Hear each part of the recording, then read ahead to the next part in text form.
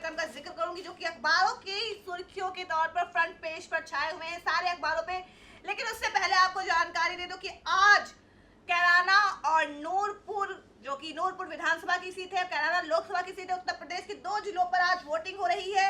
इसी तरह लोकसभा की 4 सीटें और विधानसभा की 10 सीटों पर आज उपचुनाव हो रहे हैं।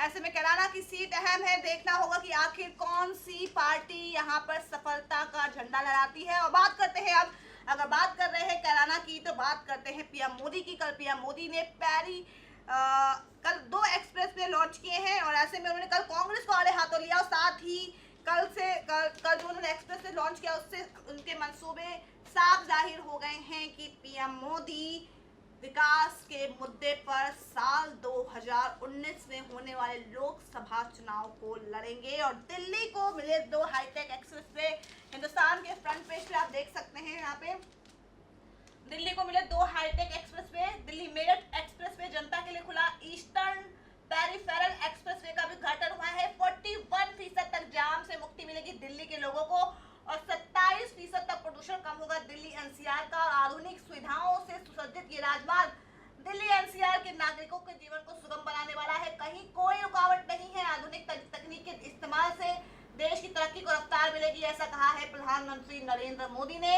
और ऐसे में अफवाह फैला रहा है विपक्ष, कांग्रेस और विपक्षी पार्टियों को घेरे में रहते पीएम मोदी ने कहा कि दलित की सुरक्षा और न्याय के लिए हमारी सरकार ने कई काम किए हैं, दलितों पर अत्याचार के खिलाफ कानून को हमने और कड़ा किया है। पर विपक्ष अफवाह फैला रहा है कि हमने कानून कमजोर किया है। इसके अलावा फ्रेंड की स्वच्छता को लेकर सीबीएसई 10वीं का परिणाम, इसके आगे भी जो जितनी जानकारी है आप हिंदुस्तान के आगे पेज पे पढ़ सकते हैं। लेकिन अभी बात करते हैं फिलहाल एक्सप्रेस वे की। एनबीटी के फ्रंट पेज पे आप देख सकते हैं हेडलाइन, एक्सप्रेस वे पर चुनावी रेस, मोदी के निशाने पर कांग्रेस।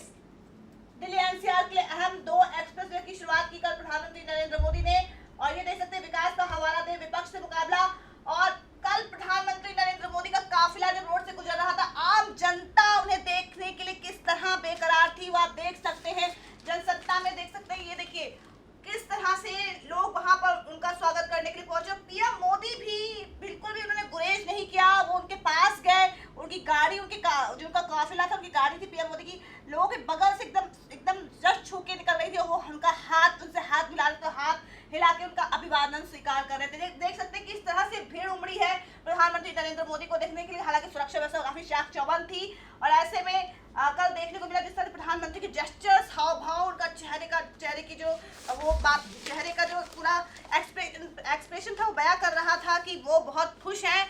और कहीं ना कहीं उन्हें ये खुशी इसलिए मिलेगी क्योंकि मोदी सरकार को 26 मई को 4 साल हुए और जनता ने कहीं ना कहीं उनके कार्यों को सराहा है, उनके कामों को सराहा है। और शायद इसी सफलता से खुश पीएम मोदी के चेहरे की जो खुशी थी कल साफ साफ बयां हो रही थी। और आम जनता से जिस तरह से मिल रहे थे वो बयां कर रहा था कि भले ही मैं प्रधानमंत्री हूँ लेकिन हूँ मैं जमीन से जुड़ा आदमी और आपके विकास की, आपके मुद्दे की बात करने आया हूँ।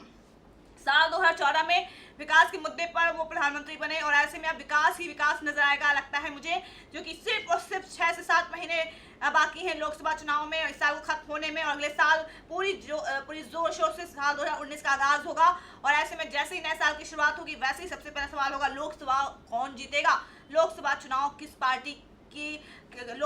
किस पार्टी की सफलता मिलेगी, कांग्रेस या फिर बीजेपी। क्या प्रधानमंत्री नरेंद्र मोदी दोबारा प्रधानमंत्री बन पाएंगे? हालांकि सर्वे साफ साफ बयां कर रहे हैं प्रधानमंत्री नरेंद्र मोदी के टक्कर में कोई भी नेता नहीं है, उनसे कोई टक्कर ले ही नहीं सकता है। और ऐसे में जो भी उनसे टक्कर लगेगा वो चारों खाने चित हो जाएगा। अगले साल बीजेपी की सरकार बिल्कुल तय है, ऐसा सर्वे में भी कहा जा रहा है। लेकिन हाँ, प्रचंड बहुमत से शायद बीजेपी इस बार दूर रह सकती है, प्रदर्शन गिर सकता है बीजेपी का। अब बात करते हैं आईपीएल की। कल आईपीएल में महेंद्र सिंह धोनी ने कमाल कर दिखा। चेन्नई सुपर किंग्स तीसरी बार आईपीएल जीतने में कामयाब रही और जिस तरह धोनी ने काम कर दिखाया वो साफ साफ साबित कर रहा है कि उनसे बहुत कुछ सीखने की जरूरत है। कप्तानी से लेकर और जो चीजें उन्होंने की है वाकई तारीफ करनी पड़ती है। दैनिक भास्कर के फ्रंट पेज पर खबर पब्लिश हुई है 34 साल औसत उम्र वाली सबसे उम्रदराज चेन्नई 60 साल बाद बना चैंपियन। हैदराबाद को हरा मुंबई की बराबरी की और चेन्नई 9 सीजन खेली, 9 प्लेऑफ, 7 बार फाइनल पहुंची, 3 बार चैंपियन। और चेन्नई सुपर किंग्स 2 साल की बैन के बाद लौटी, वानखेड़े से ही जीत की शुरुआत की, वहीं बनी चैंपियन। ये देख सकते हैं महेंद्र सिंह धोनी के चेहरे की खुशी, वॉटसन ने लगा दी वॉट, चेन्नई तीसरी बार बना चैंपियन। देख सकते हैं यहाँ पे वॉटसन की परफॉर्मेंस कल निकलकर सामने आई है। इसके अलावा दैनिक जनसत्ता पे भी 2 खबरें सबसे ज्यादा अहमियत दी की गई है, एक प्रधानमंत्री नरेंद्र मोदी का एक्सप्रेसवे को लॉन्च करना और दूसरा चेन्नई सुपर किंग्स का आईपीएल जीता, यानी आईपीएल अब खत्म हो चुका है। लेकिन महेंद्र सिंह धोनी ने साफ कर दिया है, भाई मैं तो धोनी हूँ, क्रिकेट का धोनी हूँ, और ऐसे में बहुत से लोगों को उनसे सीखने की जरूरत है जो कि क्रिकेट में अपना भविष्य बनाना चाहते हैं। जो युवा हैं उन्हें बहुत कुछ सीखना चाहिए महेंद्र सिंह धोनी से। अब बात करते हैं कैराना को लेकर, और कैराना को लेकर जनसत्ता पे आप देख सकते हैं कई लोकसभा और विधानसभा सीटों पर उपचुनाव आज होगा, और ऐसे में देखना होगा कि आखिर कौन सी पार्टी सरकार बनाने में कामयाब होती है। क्योंकि सवाल ये है, मृगांका सिंह खड़ी है, हुकुम सिंह की बेटी है वो, नूरपुर से लोकेंद्र सिंह की पत्नी अवनी सिंह खड़ी है, वही तबस्सुम हसन को खड़ा किया गया है कैराना से, तो वही नईमुल हसन खड़े हैं नूरपुर से। अब ऐसे में ये देखना है, अखिलेश यादव ने चुनाव प्रचार नहीं किया, मायावती ने कल धमकी दी कि अगर गठबंधन में पर्याप्त सीटें नहीं मिली तो अलग हो जाएंगी महागठबंधन से। तो वही प्रधानमंत्री नरेंद्र मोदी ने जो कल एक्सप्रेसवे को लॉन्च करके दाव खेला, क्या उससे कैराना की आवाम प्रभावित होगी, क्या उससे कहीं ना कहीं असर पड़ेगा, क्या होगा कैराना में योगी सरकार और मोदी सरकार का अंजाम। 4 साल मोदी सरकार के, 1 साल योगी सरकार के, देखना होगा। क्योंकि कैराना मुस्लिम बहुल इलाका, जाट गुज्जर दलित ओबीसी सवर्ण इन सब का वहाँ पे दबदबा है, लेकिन सबसे ज्यादा मुस्लिम बहुल है। तो क्या ऐसे में अल्पसंख्यक प्रधानमंत्री नरेंद्र मोदी को वोट देंगे, यानी कि बीजेपी को वोट देंगे, क्या उनकी कार्यशैली पर ठप्पा लगाएंगे।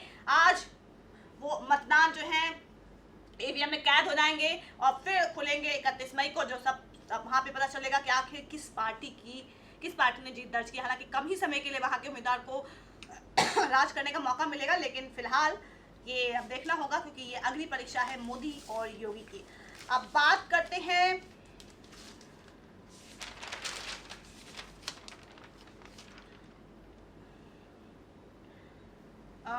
एनबीटी की ही, प्रधानमंत्री नरेंद्र मोदी की ही बात कर लेते हैं। कल जब प्रधानमंत्री नरेंद्र मोदी का सड़क पर से काफिला गुजर रहा था तो एसपीजी कमांडो गिर पड़ा था। ये आप देख सकते हैं यहाँ पे किस तरह से एसपीजी कमांडो, एक्चुअली वो उतरना चाहते थे लेकिन उन्हें रोड का अंदाजा नहीं लगा और वो बीच सड़क पर गिर गए। ये आप देख सकते हैं एनबीटी के, ये देखिए रोड शो के दौरान महिला आई सामने, एसपीजी जवान गिरा, ये देख सकते हैं, ये देखिए ये महिला आ गई सामने, जो काफिला था उसमें से महिला निकलकर सामने आ गई प्रधानमंत्री नरेंद्र मोदी से मिलने, और उसी वक्त उनके पर काफी दारोमदार होता है जो एसपीजी कमांडो के सुरक्षा को लेकर। ये देखिए यहाँ पे एसपीजी कमांडो गिर गया। कहा जा रहा था कि उतरने की कोशिश कर रहे थे लेकिन उतरते उतरते उन्हें पता नहीं चला कि सड़क कैसी है और वहां पर गिर पड़े। अब बात करते हैं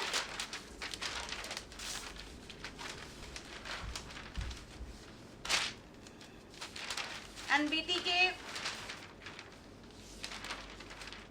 इकोनॉमिक टाइम्स की, लेकिन उससे पहले बात कर लेते हैं एडिटोरियल की। ये देख सकते हैं, अब और जिद नहीं। अमेरिकी राष्ट्रपति डोनाल्ड ट्रंप उत्तर कोरिया के बीच फिर से कहीं ना कहीं मतभेद झड़प की बातें आ रही हैं, और ऐसे में दूसरा एडिटोरियल आप पढ़ सकते हैं, उर्मिलेश का सामने बहुत कुछ कहती है ये मुलाकात।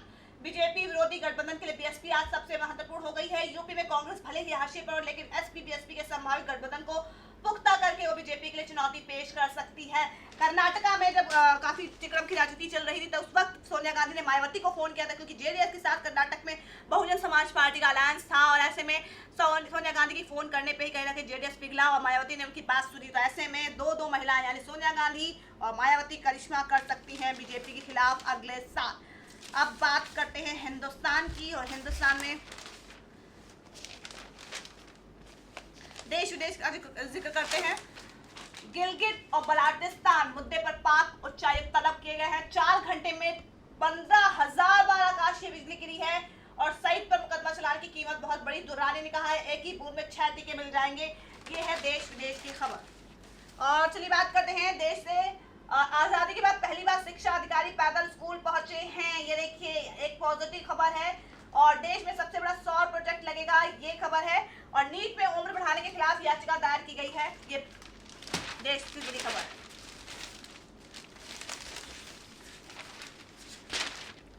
अब ऐसे दैनिक भास्कर के देश विदेश का जिक्र कर लेते हैं।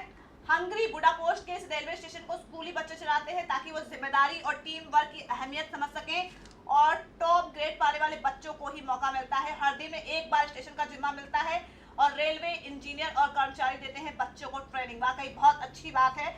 और ये देखिए एक पॉजिटिव खबर, मंडे पॉजिटिव की अगर बात करूं तो गांव में पानी की किल्लत थी। रिटायर्ड जवान ने अपने रिटायरमेंट के पैसे से 2000 मीटर पाइपलाइन बिछवाकर हल कर दी समस्या। मध्य प्रदेश की पॉजिटिव खबर है। अगर इंसान चाहे तो क्या कुछ नहीं कर सकता है, बस दिल में जज्बा और हौसले बुलंद होने चाहिए। और इंसान बहुत कुछ कर सकता है।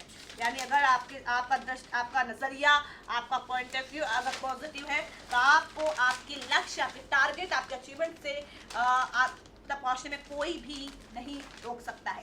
जनसत्ता के अगर एडिटोरियल की बात की जाए तो मुश्किल डगर पर शहरी महिलाएं, मनीषा सिंह का आर्टिकल है, ये पढ़ सकते हैं आप। उपलब्धियों के बरक्स, राष्ट्रीय जनतांत्रिक गठबंधन सरकार के 4 साल पूरे, यानी एनडीए के 4 साल पूरे होने पर ये आर्टिकल सामने आया है। सिर्फ साझी चिंता और आम के बाद वक्त की मांग। इसके अलावा लोकसभा चुनाव के लिए अहम साबित होगा कैराना उपचुनाव और नीरव की संपत्ति जब्ती के लिए ईडी जाएगा अदालत।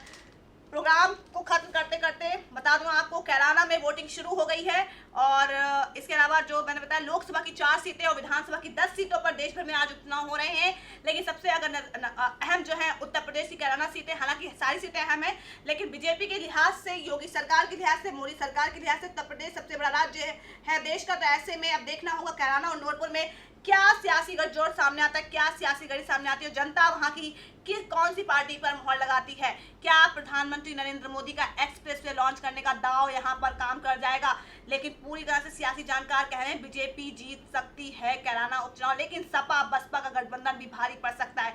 बहुत पशुपेश की स्थिति है कैराना में, लेकिन पूरी तरह से कहीं ना कहीं यहाँ पे बात की जा रही है कि कैराना में एसपी बीएसपी का गठबंधन जीत सकता है, बीजेपी की हार हो सकती है गोरखपुर फूलपुर चुनाव के मद्देनजर, ऐसा एनालाइज किया गया है। लेकिन असल में क्या है ये तो 31 मई को पता चलेगा। तो आज के खास प्रोग्राम में बस इतना ही। हो गया आपसे फिर मुलाकात, लेकिन तब तक के लिए नमस्कार।